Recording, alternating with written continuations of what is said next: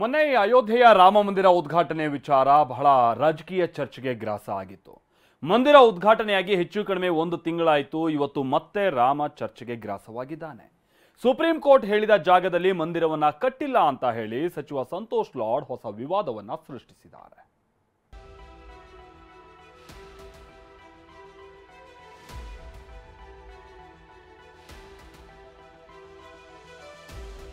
ರಾಮ ಮಂದಿರ ಕಟ್ಟಿರ್ತಕ್ಕಂಥದ್ದು ಅದು ಬಡತನ ನಿರ್ಮೂಲನೆ ಆಗ್ತಕ್ಕಂಥದ್ದಲ್ಲ.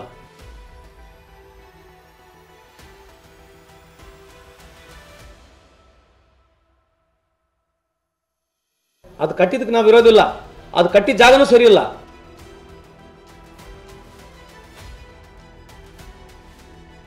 ಅದು ಕೇವಲ ದೇವರ ಮಂದಿರ ಅಲ್ಲ, ಅದು ರಾಷ್ಟ್ರ ಮಂದಿರ. ಶ್ರೀರಾಮ ಮಂದಿರ ನಿರ್ಮಾಣ ಜಾಗವನ್ನೇ ಪ್ರಶ್ನಿಸಿದ ಸಚಿವ ಲಾಡ್.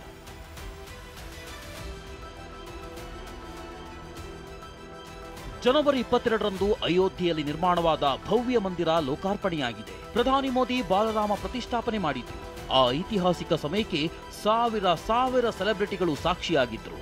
ಆದರೆ ಕಾಂಗ್ರೆಸ್ ಸಚಿವರು ನೀಡಿರುವ ಹೇಳಿಕೆ ಈಗ ಮತ್ತೊಂದು ವಿವಾದಕ್ಕೆ ಕಾರಣವಾಗಿದೆ.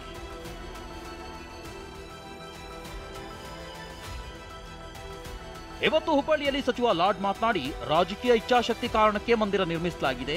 ಮಂದಿರಕ್ಕೆ ತಮ್ಮ ವಿರೋಧವಿಲ್ಲ, ಆದರೆ ಸುಪ್ರೀಂ ಸೂಚಿಸಿದ ಜಾಗದಲ್ಲಿ ಅದನ್ನ ಕಟ್ಟಿಲ್ಲ ಅಂತ ಹೇಳಿದ್ದಾರೆ. ರಾಮ ಜನ್ಮಭೂಮಿ ಅಥವಾ ರಾಮ ಮಂದಿರ ಕಟ್ಟಿರ್ತಕ್ಕಂಥದ್ದು ಅದು ಬಡತನ ನಿರ್ಮೂಲನೆ ಆಗ್ತಕ್ಕಂಥದ್ದಲ್ಲ. ಅವರು ಪೊಲಿಟಿಕಲ್ ಇಚ್ಛಾಶಕ್ತಿ ಇತ್ತು, ಅದರಿಂದನೇ ಪೊಲಿಟಿಸೈಸ್ ಆಯಿತು. ಅದು ಕಟ್ಟಿದಕ್ಕೆ ನಾವು ಇರೋದಿಲ್ಲ, ಅದು ಕಟ್ಟಿದ ಜಾಗನೂ ಸರಿ ಇಲ್ಲ.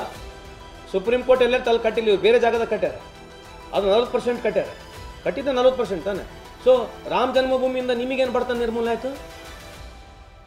ನಮ್ಮ ಊರಾಗ, ನಮ್ಮ ಹಳ್ಳಿಯಾಗ, ನಮ್ಮ ಅಕ್ಕ ತಂಗಿಯರಿಗೆ ಏನು ಬಂದಿದೆ ಅದನ್ನು ಆಗಲಿ, ಅದು ಇರಲಿ, ನಮಗೆ ಅದ್ರ ಬಗ್ಗೆ ವಿರುದ್ಧ. ಬಟ್ ಅದನ್ನು ಹೇಳಿ ಯಾಕೆ ಒಟ್ಟು ಕೇಳ್ತೀರಿ ನೀವು?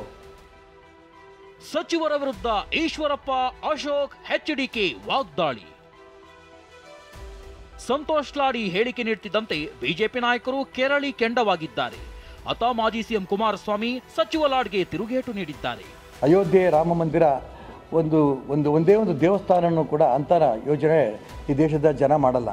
ಈ ದೇಶದ ಎಲ್ಲರ ಭಾವನೆ 140 ಕೋಟಿ ಜನರನ್ನು ಕೂಡ ಒಟ್ಟಿಗೆ ಸೇರಿಸಂಥ ದೇಶದ ಇತಿಹಾಸದಲ್ಲಿದೆ ಒಂದು ಐತಿಹಾಸಿಕವಾದ ಭಾವನೆಗಳನ್ನು ನಿರ್ಮಾಣ ಮಾಡೋಂಥ ಒಂದು ಮಂದಿರ. ಅದು ಕೇವಲ ದೇವರ ಮಂದಿರ ಅಲ್ಲ, ಅದು ರಾಷ್ಟ್ರ ಮಂದಿರ ಅಂತ ಇಡೀ ದೇಶದ ಜನ ತೀರ್ಮಾನ ಮಾಡಿದ್ದಾರೆ. ಇವ್ರು ಬೇರೆ ಜೋಡೋ ಅಂತ ಆಚೆ ಹೋಗಿದ್ದಾರೆ. ಇವ್ರು ಯಾವಾಗ ಜೋಡೋ ಅಂತ ಹೋದ್ರು ಎಲ್ಲರೂ ಕಾಂಗ್ರೆಸ್ ಛೋಡೋ ಅಂತ ಹೇಳ್ಬಿಟ್ಟು ಇಡೀ ದೇಶದಲ್ಲಿ ಹೋಗ್ತಾ ಇದ್ದಾರೆ. ಅದಕ್ಕೆ ಈಗ ಟೈಮ್ ನೋಡ್ಕೊಂಡು ರಾಹುಲ್ ಗಾಂಧಿಯವರು ಇಲ್ಲಿದ್ದರೆ ಸಮಸ್ಯೆ ಅಂತೇಳಿ ಜೋಡೋ ಅಂತ ಹೋಗ್ತಾ ಇದ್ದಾರೆ. ಕಾಂಗ್ರೆಸ್ ಅವ್ರಿಗೆ ಈ ದೇಶದಲ್ಲಿ ನೆಲೆ ಇಲ್ಲ ಅನ್ನೋದು ಸ್ಪಷ್ಟವಾಗಿ ಇದರಿಂದ ಅರ್ಥ ಆಯ್ತು. ರಾಮ ಮಂದಿರ ಕಟ್ಟಿರೋದು ಜನತೆಯ ತೆರಿಗೆ ದುಡ್ಡಿಂದ ಕಟ್ಟಿಲ್ಲ.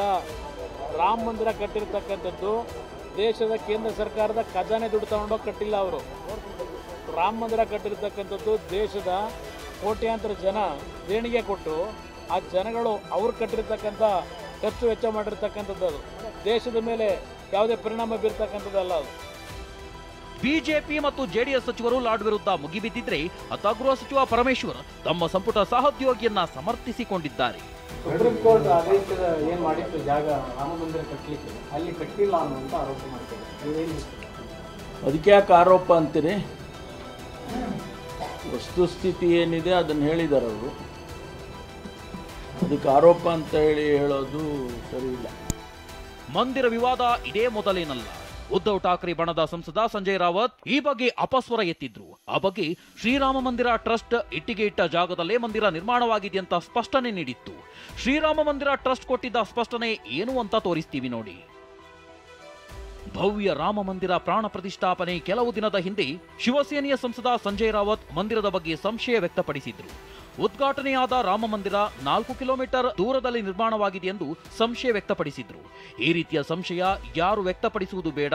1992ರಲ್ಲಿ ರಾಮ ಮಂದಿರಕ್ಕಾಗಿ ಇಟ್ಟಿಗೆ ಇರಿಸಿದ್ದ ಜಾಗದಲ್ಲಿ ಮಂದಿರ ನಿರ್ಮಾಣ ಆಗಿದೆ ಎಂದು ರಾಮೇಶ್ವರ ಚೌಪಾಲ್ ಸ್ಪಷ್ಟನೆ ನೀಡಿದ್ರು. ಮಂದಿರದ ಮುಖ್ಯ ಪೂಜಾರಿ ಆಚಾರ್ಯ ಸತ್ಯೇಂದ್ರ ದಾಸ್, ನಾನು 1992ರಿಂದ ಅದೇ ಜಾಗದಲ್ಲಿ ರಾಮನ ಪೂಜೆಯನ್ನ ಇಲ್ಲಿಯವರೆಗೂ ಮಾಡಿಕೊಂಡು ಬಂದಿದ್ದೇನೆ ಅಂತ ಹೇಳಿದ್ದಾರೆ. ಇಟ್ಟಿಗೆ ಇಟ್ಟ ಜಾಗದಲ್ಲೇ ಮಂದಿರದ ಸಿಂಹದ್ವಾರ ನಿರ್ಮಾಣವಾಗಿದೆ. ವಾಸ್ತವ ವಿವಾದಿತ ಜಾಗದ ಉತ್ತರ ಭಾಗದಲ್ಲಿ ಭವ್ಯ ರಾಮ ಮಂದಿರ ನಿರ್ಮಾಣವಾಗಿದೆ.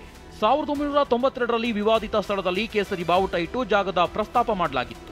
ದೇವಸ್ಥಾನದ 70 ಎಕರೆ ಪ್ರದೇಶದಲ್ಲಿ 20 ಎಕರೆ ಮಂದಿರಕ್ಕೆ ಬಳಕೆ ಮಾಡಿಕೊಳ್ಳಲಾಗಿದೆ.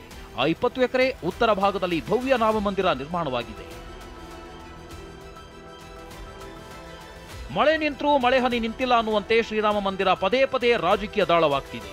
ಲೋಕಸಭೆ ಚುನಾವಣೆ ಘೋಷಣೆಯಾದ ಬಳಿಕ ಇದು ಮತ್ತಷ್ಟು ತಾರಕಕ್ಕೇರುವ ಸಾಧ್ಯತೆ ಇದೆ. Bureau report, TV9.